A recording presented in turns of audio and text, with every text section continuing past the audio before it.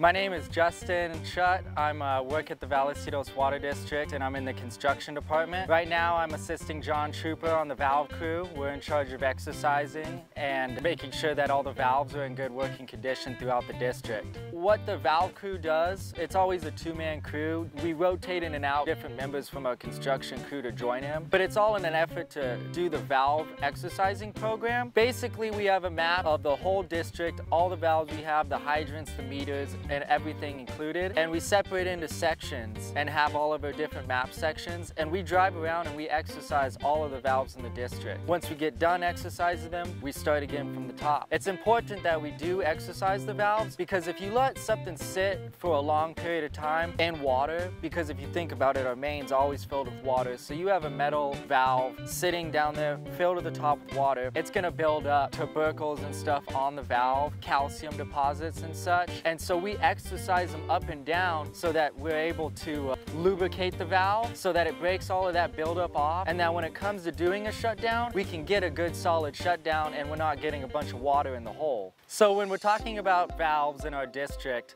what those are is essentially isolation points for our water main. Throughout different streets and roads, on almost every intersection, you'll have a 3-valve cluster of sorts so that you can separate this street from the next street. Those are important to have in our district because if someone hits a fire hydrant or if we have a main break where the main itself ruptures, we need to be able to isolate those certain sections without taking too many people out of water. It wouldn't be good to have a hit fire hydrant right here and have 2,000 people out of water, and so that's why we put in isolation valves, and that way we can isolate different sections of the district to do repairs or corrective maintenance or even to upgrade facilities and replace sections of main a little bit at a time.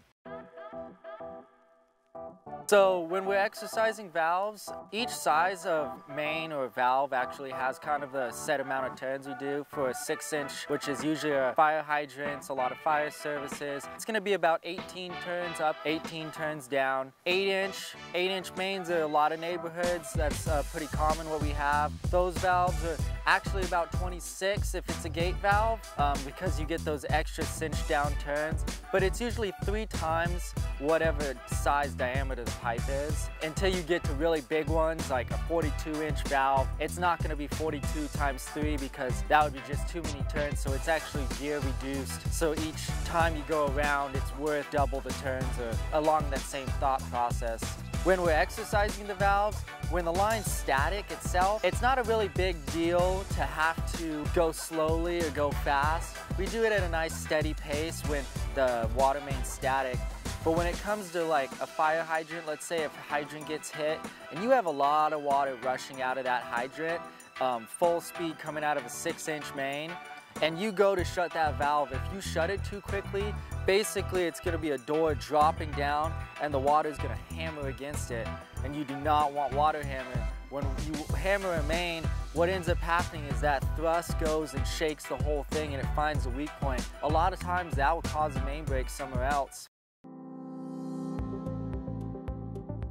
Hi, my name is John Trooper. I'm the master valve turning technician. Works in construction is where I'm the lead, and then we put the guys through my truck every 6 months. So I train them on how to use the machine. I also train them to read the maps properly and to take customer calls. That's another big aspect of our job, is taking customer calls. There's a lot of critical valves out in the district, such as the transmission mains. You want to make sure water's flowing without any disruption in the system. Also, you got valves that are critical to hospitals. You want to make sure everything's working properly, that they're not broken in the off position or on position. I'm also in restaurants, such as Restaurant Row. You got places like commercial buildings where there's businesses out there, they need water. What we do here at Vallecitos in the valve exercise program is very important because without exercising these valves, we would end up having shutdowns that are a lot larger, taking more people out of water, and we want to take as few people out of water at a time as we possibly can. It's important for the water quality, providing water to the people, and just making sure that the system's operating properly. We keep up on the upgrades and make sure that the valves work like they're supposed to.